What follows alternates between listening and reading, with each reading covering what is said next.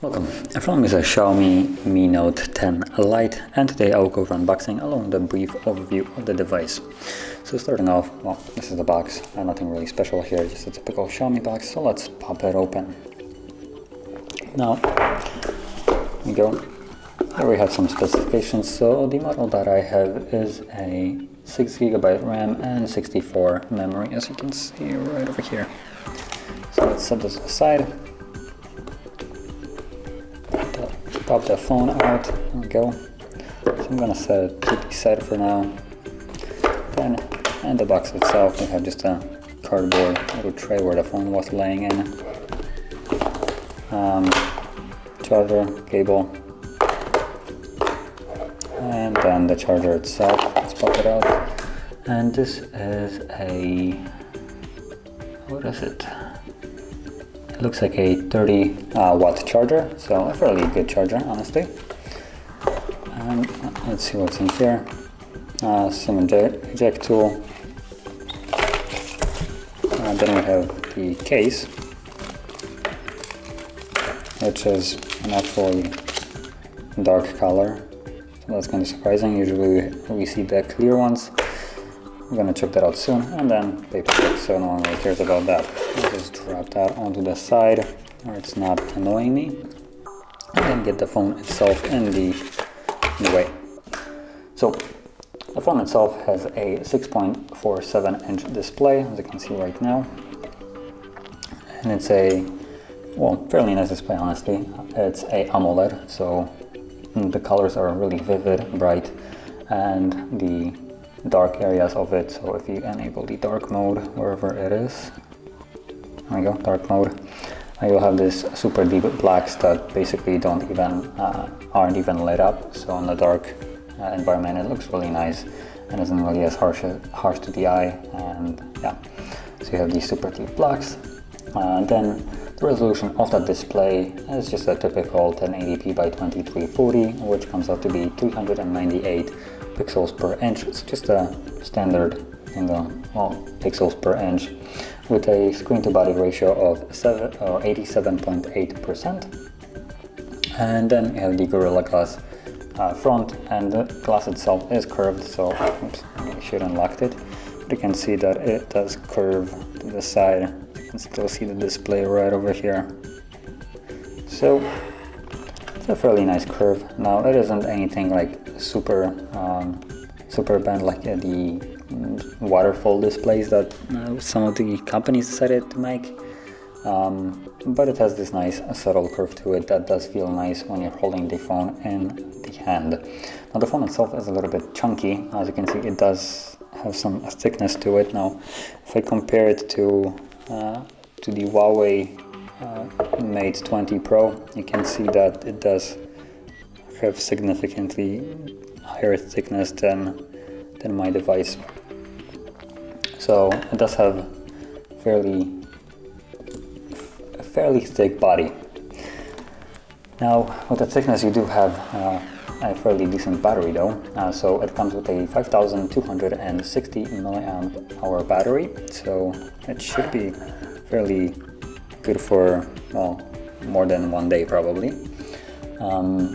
The device itself has a couple different variants in terms of storage. So you have the 6 and 8 GB RAM with 64 gigs of built-in storage, or 128. Now the 64 comes only with 6 gig storage or RAM, while the 128 has 6 or 8 variants. Now the price of it, if you're wondering, is about $320 roughly, and now the price may vary a little bit, so keep that in mind. And the price, I believe, is popped for the cheapest version of it. So the ones that you go higher with 128 and, for instance, 8 gigs will cost more than that.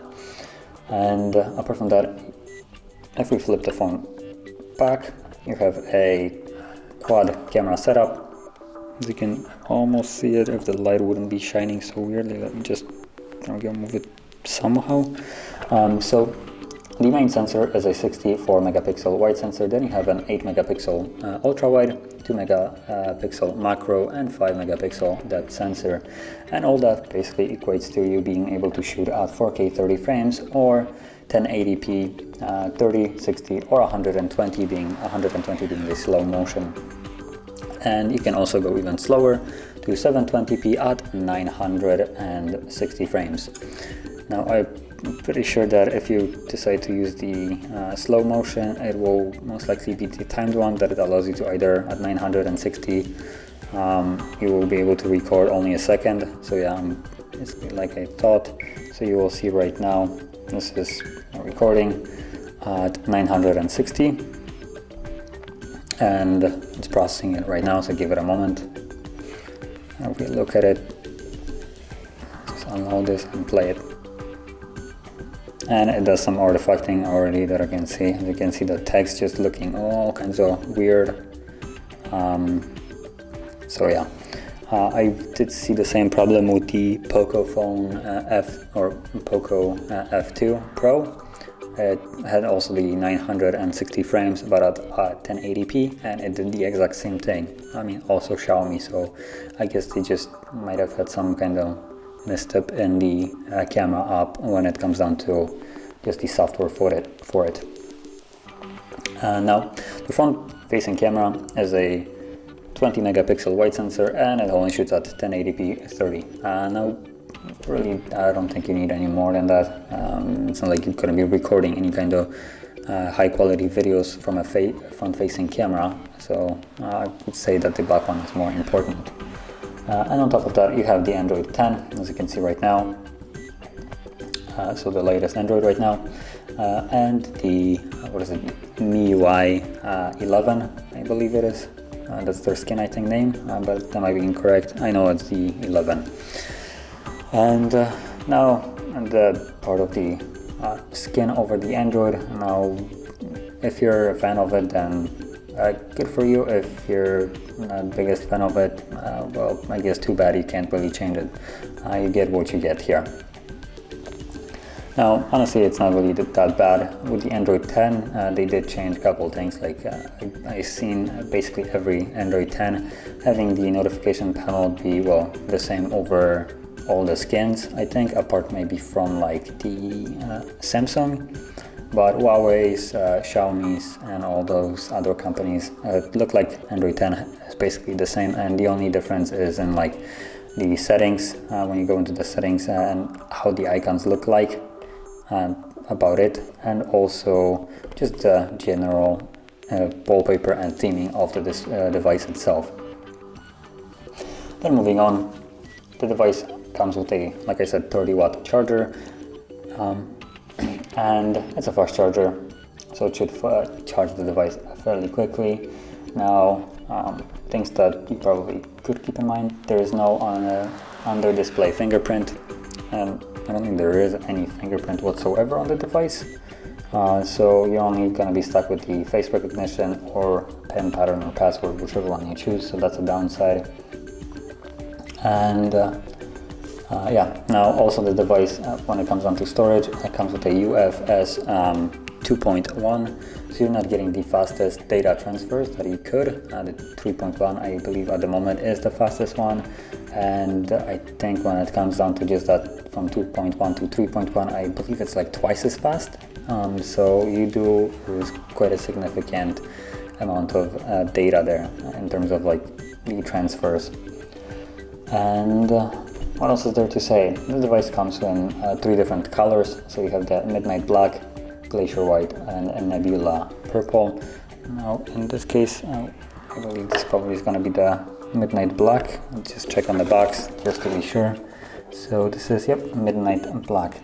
Now honestly, it doesn't really look that black. I was going to say something that is probably going to be just a standalone, standard kind of black color or something like that.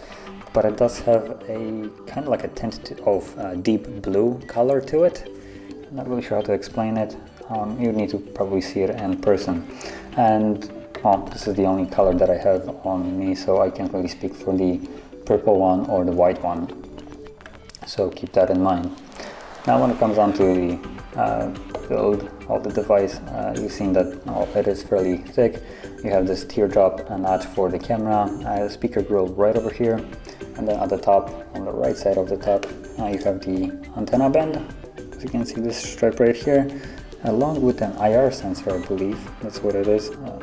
It's a Xiaomi, so it's most likely an AR sensor, and they jam those in almost every device, so you can use this phone as a remote control if you want to.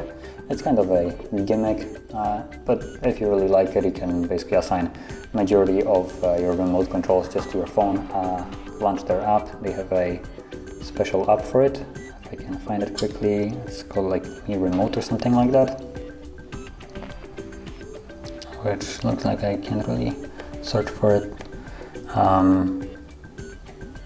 But I'm pretty sure they have it already. I tried it a couple times before, and the only problem with it, in my opinion, is the fact that that you need to kind of look for the remote.